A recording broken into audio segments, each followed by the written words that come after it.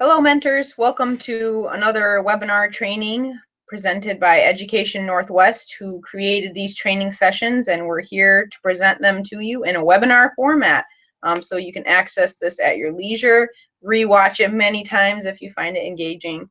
Our topic today is about boundaries within the mentoring relationship. Before we jump into that, I am Joey Hulst. I am the Refugee Mentor Coordinator with Bethany Christian Services, and I am here today with Amanda Jones. I am the Community Engagement Specialist over at the Grand Rapids Center for Community Transformation.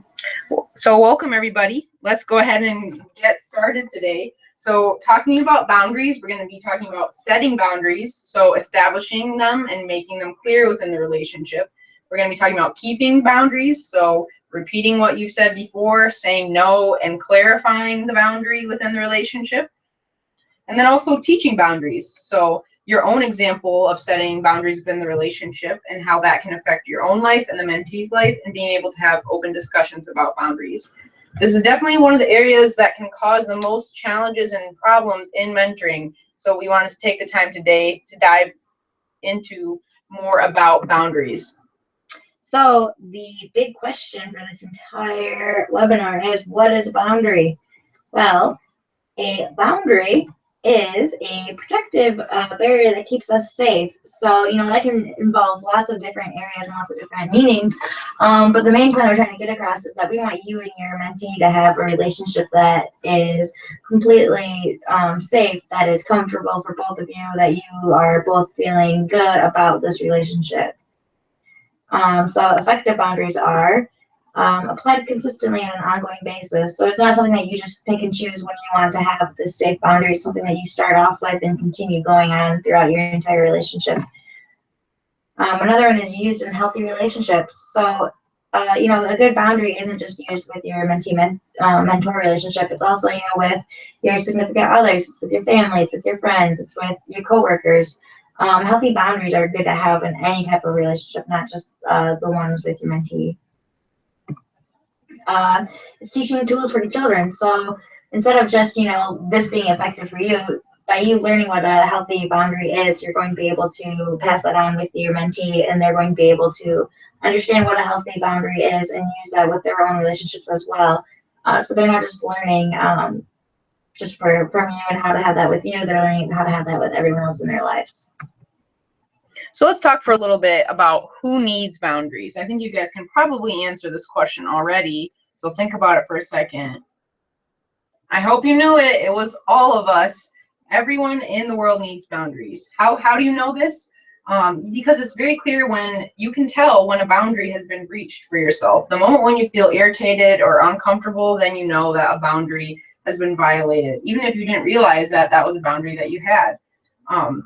So this is especially pertinent. Boundaries are especially important for personal growth within mentoring. So it helps to keep the mentoring relationship healthy, and it creates openness, and it can take care of annoyances within the relationship if you're able to address it honestly.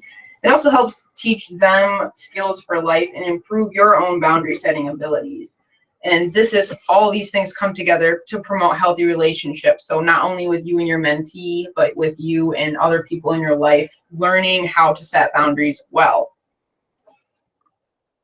So youth, especially those who are in chaotic or unpredictable environments, So youth who are coming from different types of living situations, who are in these chaotic environments, who are in these unpredictable environments where they don't know what necessarily is coming next for them, they definitely are needing these boundaries because they are constantly trying to find something that is a little bit more normal for them. And so they're using you, as a resource where they're like, hey, I need this, this, and this. Can you help me out? And sometimes it is crossing your boundary.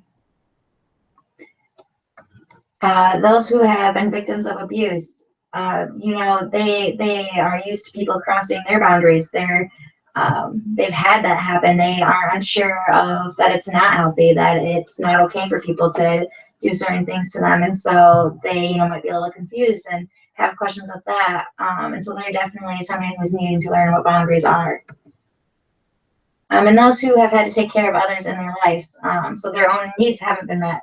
So those youth, who are having to take care of their brothers and sisters, or taking care of their parents or guardians, who haven't had the opportunity to have somebody take care of them when they were growing up or when they were younger, and so they don't understand that it's not their job, and so that boundary has definitely been crossed, and they're needing to know what it is that's healthy and what's expected of them at this time of their age.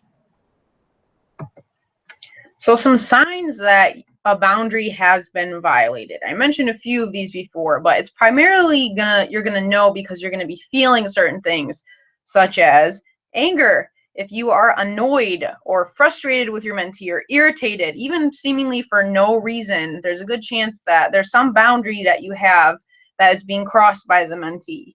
If you're feeling used, if you feel manipulated within the relationship, or that you can't say no to your mentee, then that's a clear sign that boundaries have been violated. If you are feeling violated, if you are feeling really uncomfortable or put in a situation that you are not happy about, and you are just very, very uncomfortable, that is a clear sign of boundary violation. And if you're feeling drained, if mentoring is no longer fun, which is obviously something we never want to happen within the relationship, if mentoring makes you feel more anxiety to think about it, or to think about spending time with your mentee, this is a clear sign that you have some boundary issues going on. Yeah, so wanting to end your mentoring relationship isn't necessarily the best, or it is, the best sign of you having your boundaries being crossed. If you feel like this is just not what you're not comfortable with it, you're feeling all those things that Joey just listed, and you're wanting to end your mentoring relationship, your boundary has definitely been violated, and we definitely want to help you out and figure that out, because the last thing we want is for you to end your relationship on something that could have been solved, or something that could have been talked out. Just because these youth are so used to people coming and going out of their lives, so we're really hoping that by you entering it, you're somebody that's going to show them that consistency and people caring about them is something that they do deserve and need. So we're going to talk a little bit now about how you can protect your boundaries. So essentially, we're going to be turning you into this little red ninja man who is protecting his boundary wall, and you will all become him after this session. The first and foremost important thing to do with protecting your own boundaries is to plan. So if you are and have been matched with your mentee for a few months now, or maybe even a year, and you feel like you've had some boundary problems in the past, and you're like, oh great, I haven't been planning, so maybe I can't do this. Not the case. It's best, obviously, to start implementing your boundaries from the very start of the relationship, but that doesn't mean that you can't start thinking about boundaries and start being more intentional about setting boundaries, even if you're in the middle of a relationship. But how can you plan? Take steps to prepare yourself. So even before you're matched, or now if you're already matched, decide what are important boundaries to you. So do some self-reflection. Think about, what are my physical boundaries? Do I like being hugged? Do I need a certain amount of space when I'm in conversation with someone? What are my emotional boundaries? What topics am I comfortable talking about with? If you've had, a death in your life, or if you struggle with health issues or something, are you comfortable talking about that, sharing about that with them? What are my verbal boundaries? So this might be for yourself, or for the youth. Is it okay if the youth swears in front of me? Or can I swear in front of my youth? Think about these things. Please don't swear in front of your youth. Monetary boundaries. How much money are you willing to spend on mentoring? Are you going to do outings every time that costs money? Are you going to ask your mentee to contribute? Think about sharing. How much are you comfortable sharing with your mentee? So that could be, like I said, sharing about your personal experience. It could be sharing your possessions. Like, am I comfortable with my mentee using my phone, or even if they're learning how to drive, using my car? Think about these things before an issue may arise, and also rehearse desired responses to these boundaries that you've thought of. So once you've thought of these boundaries and you can kind of rank them in your mind, what are most important, the ones that you care most about, then you're going to practice how you're going to respond to the mentee if they ask you something related to one of those boundaries. Yes, that sounds a little bit awkward, but a lot of psychology studies and social science studies have shown that rehearsing and practicing with someone else what you're going to say in a situation can really help anxiety about it, but also really prepare you to act in those situations. So practice with a spouse, a friend, a family member, how you will respond in those situations, so that you can have thought that through, and when it happens actually in real life, you'll be prepared for it. So some examples of different things that you're going to want to protect your boundaries on are money. Money is a big one, and it's always like really uncomfortable and awkward conversations to have with your youth. And an example of how your boundary can get crossed with money is, your youth's asking you if you can give them a couple of bucks here and there, or, asking them, or if they're asking you, how much money do you have? How much money do you make? What are you comfortable spending on me? Those kind of things. If you're uncomfortable with answering any of those questions, by all means, do not feel like you need to answer those. Just, give them a simple, hey, I'm not too comfortable talking about that. Or, if they're asking for money, you could say, I would love to be able to do that. However, it's not something that I'm too comfortable with or able to do at this time. And I hope that you can respect that because, I would really like to have this relationship still, be based, purely on our relationship rather than the things that I can provide for you. So let's talk about some examples when it comes to behavior of your mentee. So thinking about, obviously, as your mentor, as their mentor, you are not their parent, so you're not their primary disciplinarian. And Bethany Christian Services' stance about this is that we leave discipline up to the parent or legal guardian, so we don't in any way, shape, or form step into that role. So what are you going to do, for example, if your mentee is swearing in your conversation or swearing at you or swearing at someone else in public? How are you going to respond if your mentee mistreats you or mistreats someone else that you interact with when you're out together? What if your mentee steals when they're with you, or if they tell you about that they have been stealing? What if your mentee is disrespectful towards you during your match or during an outing? So those are a couple examples, and some of them are more extreme than others, and obviously we hope none of these things happen, but these are important things for you to think through and to think about, okay, how am I going to react if one of those situations happens? The first and foremost thing I would recommend is keeping a cool head. No matter what happens, even in the most chaotic of circumstances, or if you are really being disrespected, as the adult and the mature mentor in the situation, you are always going to be expected to take the high road, and that's not always the easiest thing to do, but just keeping as calm as possible and being able to respond in a way that de-escalates the situation is going to be crucial. So take the time to think those examples through for yourself. Yeah, another one is self-disclosure, so some examples of that are, they're asking you really personal questions about yourself, that your personal self especially, that you're just not comfortable answering, so it might just be like certain things like, have you ever, practiced with drugs, or have you ever used alcohol, or, have you ever been married? Are you married? Are you dating someone? Those kinds of things where you're just not, too comfortable answering yet. Maybe it's right away. Maybe you just will never be comfortable answering those. Whatever the question might be that is purely about yourself, you are not required by any means to answer these, especially if it makes you uncomfortable, if it makes you mad, makes you nervous, whatever the case might be. Definitely don't feel like you have to answer those, and just, let it be known that your boundary is crossed. And so with that, instead of getting really frustrated with them or getting kind of awkward, just say, hey, I don't feel too comfortable answering that right now, or I don't know how I should answer this question. And so if I can have some time to think about it and get back to you, I will definitely do that. And that's something that we are going to talk about a little bit more in this webinar. What we'll talk a little bit about is working with parents or guardians and some of the boundary issues that can come into play with that. So I'll give a few scenarios.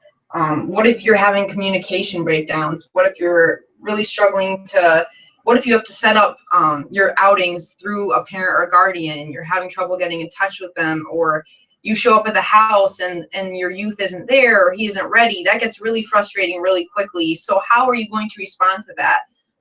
Obviously, we recommend talking to us as program staff, but also knowing how can I approach the parents about this or the guardian in a respectful way that communicates to them how much you care about meeting with their child, and that you want to do everything possible to make scheduling easy for them and for you so that you can continue the relationship. Another example, what if a foster parent or the parent of your youth asks you out on a date? That would be an uncomfortable situation, especially when you have a relationship with their child as their mentor. And then if they're asking, obviously to form a romantic relationship, whether or not you would be comfortable with that, or if it would be something you wanted or not, you would definitely want to think about how you respond to that, and with consideration to your mentee, with consideration to what it means to be part of the program. So obviously talk that through with us as well, but think about that, how you would respond. What if a foster parent is complaining about your mentee? Whether that's in front of the youth themselves or if it's just to you in private, how are you going to respond to that in a way that protects the dignity of your youth, while also addressing maybe genuine concerns from the parent?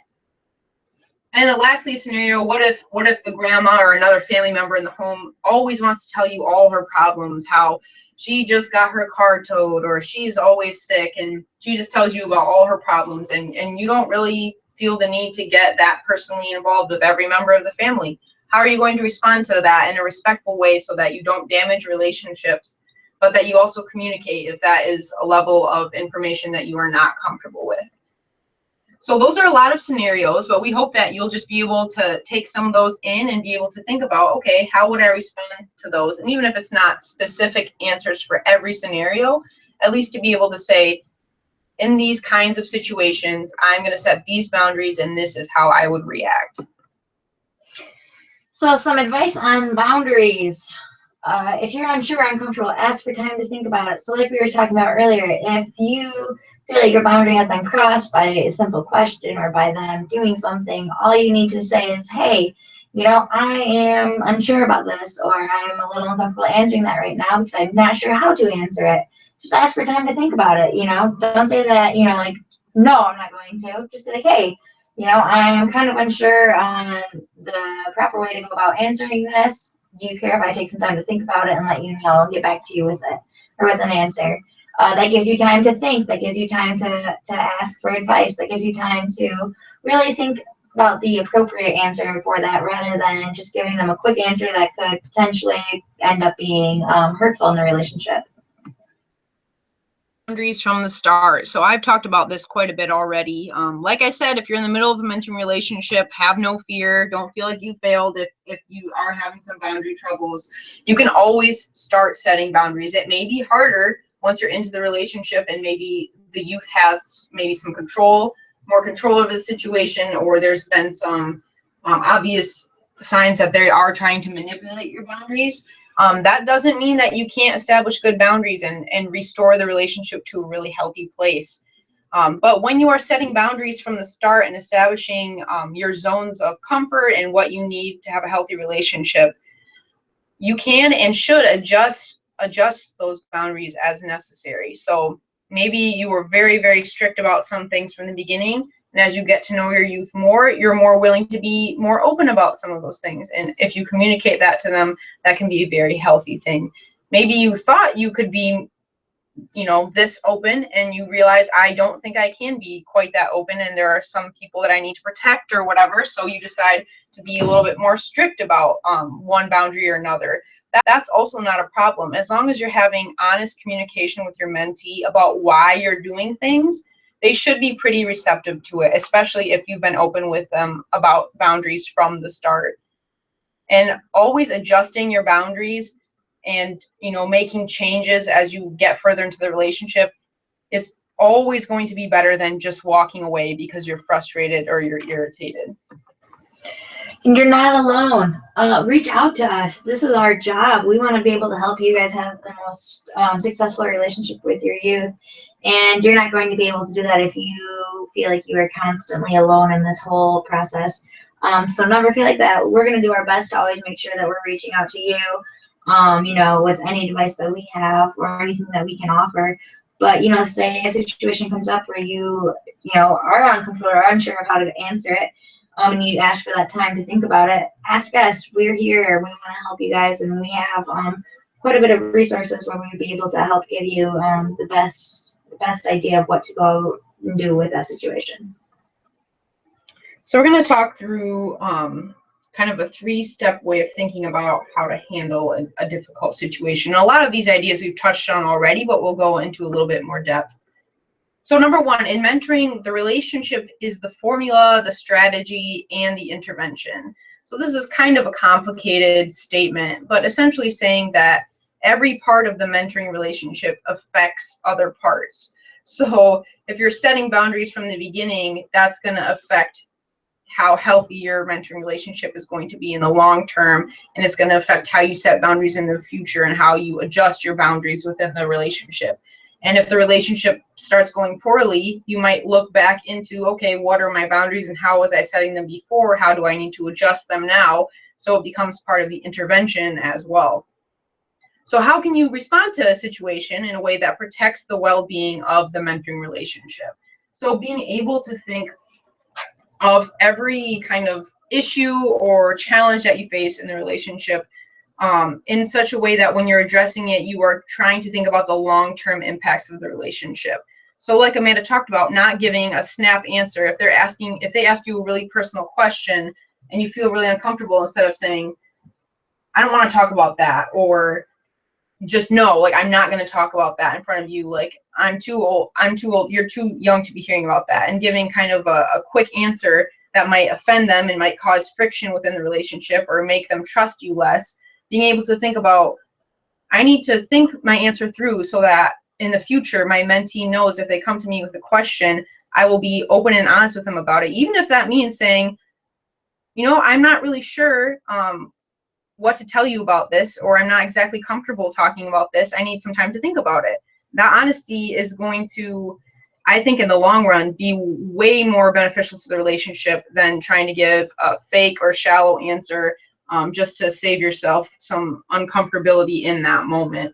But another important thing is just always in the moment, even in the situation where you're like, oh, this could really have negative effects on the relationship if it goes badly, remain calm and do your best to just be genuine with your youth.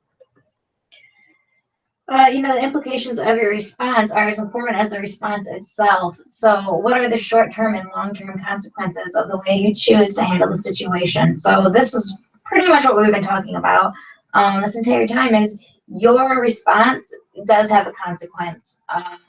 It can, if you answer it negatively, it can if you answer it in the right way. Consequences aren't necessarily always negative. It can be a positive consequence.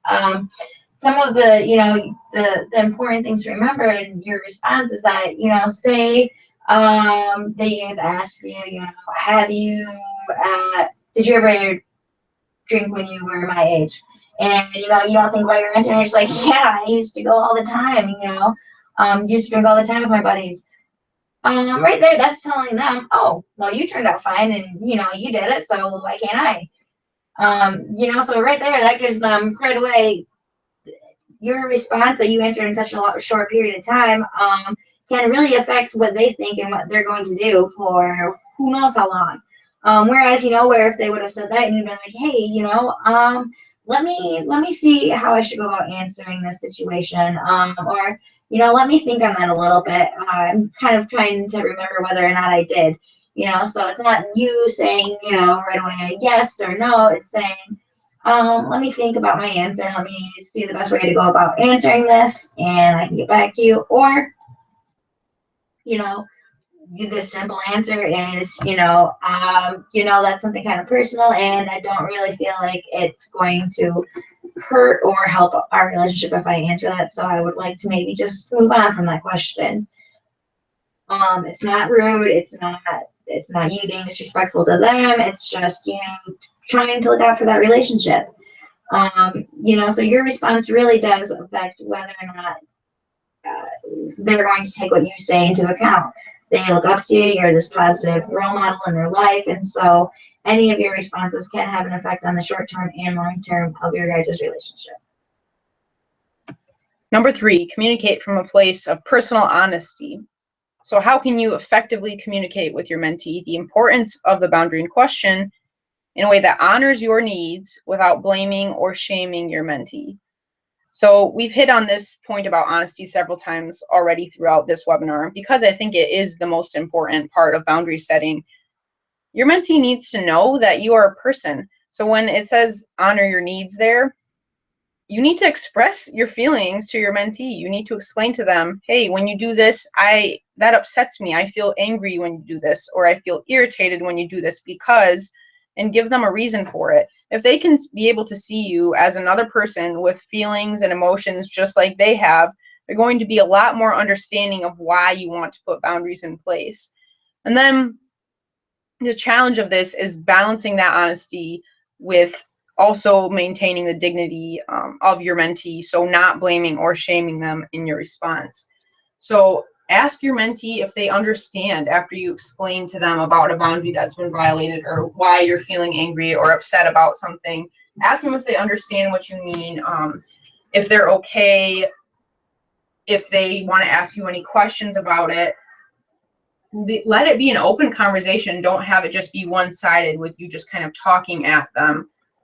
And make sure you let them know that you want to be honest with them, that you want to have an open conversation about something instead of just saying, you know, because I'm your mentor, I'm not going to talk about that, or we're not going to do that, or you can't say that because I'm your mentor. Be real with them and open up the conversation for both of you. Lastly, be kind, but be firm when you're setting boundaries. That's sort of a general rule of thumb. And an example of something that would happen, I'm sorry, not that would, does happen quite often, is your mentee calls you every night. How can you address this? So it is so cool when your mentee feels comfortable enough to be calling you and texting you about problems or just wanting to talk to you. However, we get that you also have a life outside of mentoring, and that life might mean you go to bed, you know, before midnight, or you might be with your friends or family, you know, after 8, or you might be having dinner with somebody at 6. And so it's kind of annoying when you keep getting phone calls and texts really late, just trying to, you know, ask to hang out or just asking to talk, or, you know, even say that like they're calling because they need a ride. All of these things, although you want to be able to help your mentee every single time, aren't required of you. You're one of the first things that we say, you know, in your training is you're not their chauffeur. So say your mentee calls you and asks you for a ride at 8 to go to their friend's house. Technically you can say, you know, hey, I'm at home, I'm getting ready for bed, I'm not out in my car, I really don't feel like I can. And you know, if they get mad, that's kind of on them. However, there's nothing telling you that you have to do that. But say that they do call you every single night. An easy way to address that is, hey, by telling them like, hey, I love talking to you. I think it is really important that we do have this communication. However, you know, after 6, or you know, after 7, I kind of put my phone away and I focus more on the people that I'm with and doing things around my house and kind of getting ready for the next day. So if you leave a message with whatever, I'll get back to you as soon as I can, kind of a thing. So this way it's kind of telling them, you know, hey, you still care, you're wanting to help them out. However, you know, you're not going to be responding right away. So that way they can't get frustrated with, you know, they're trying to reach out to you and you're not responding. And they're just kind of wondering where it is that you're at. This way it tells them, hey, they're going to get back to me as soon as they can and that you still care. Awesome. So thanks for sticking with us through those definitions and advice and examples. I hope that you found them to be helpful. Just want to remind you all that this was a training published by Education Northwest in 2006. The author of this webinar, of this training session, which was establishing and maintaining boundaries, was Elsie Arevalo. So thank you, Elsie, for your work in this. If you guys have feedback about this webinar, about the content, if you have examples from your own mentoring relationship that you would like to share, or questions that you have based on the information we gave you or based on some of the examples, please feel free to reach out to us. That's our contact information there. We'd love to hear your feedback if this webinar was helpful for you or if you have any suggestions for us moving forward with these trainings. But we want to just thank you all for tuning in and for taking the time out of your day to listen to this, and we hope you found it helpful. Yeah, and as you see, we have our contact information there. Definitely reach out to us. We're going to be really looking forward to getting your guys' feedback because whatever you say will be helpful for us and for other mentors. So definitely don't be shy. Thanks, everyone. Thanks.